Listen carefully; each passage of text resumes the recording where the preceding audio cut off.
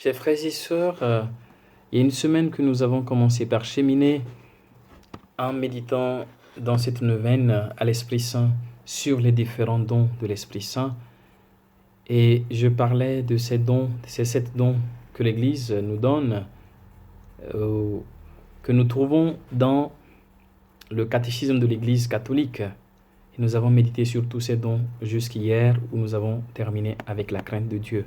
Mais les différents dons de l'Esprit Saint ne se limitent pas à ces 7 sur lesquels nous avons cheminé. Aujourd'hui, je voudrais attirer votre attention parce que ces dons sont des cadeaux que Dieu nous donne.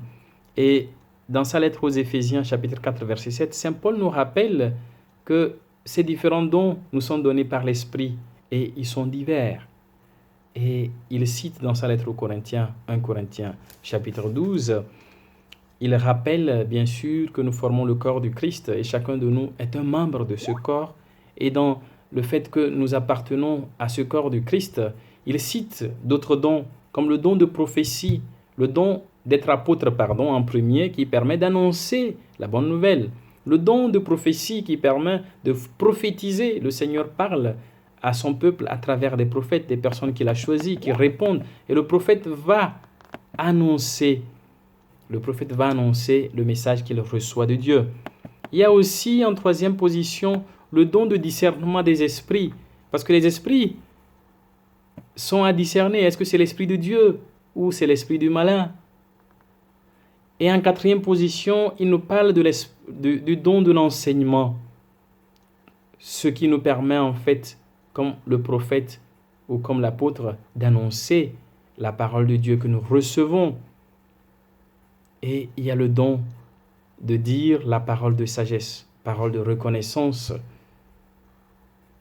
Il y a aussi le don du parler en langue. L'Esprit nous permet de parler en langue comme à la Pentecôte. Les apôtres ont pu parler dans plusieurs langues. Ce n'est pas parce qu'ils connaissaient ces langues, mais c'est parce qu'ils avaient reçu toute cette plénitude de l'Esprit Saint qui leur a permis de parler d'autres langues. Il y a aussi le don d'interprétation des langues. Et Saint Paul va insister là-dessus. Si nous avons reçu le don de parler en langue, forcément il doit y avoir quelqu'un dans la communauté qui peut interpréter ces langues-là pour que nous puissions comprendre le sens du message qui nous est donné. Sinon, à quoi ça sert de parler en langue si personne ne nous comprend, si personne n'entend ce que nous annonçons? Et il y a aussi le don de pouvoir accomplir des miracles. Le Seigneur nous l'accorde aussi, très important, miracle pour le bien de la famille, pour le bien de nos frères et sœurs. Il y a le don de gouverner ou de conduire les affaires du Seigneur selon l'esprit que le Seigneur nous donne. Il y a aussi le don d'assistance, être en mesure d'assister les autres, de les aider. Ce sont des talents que nous recevons.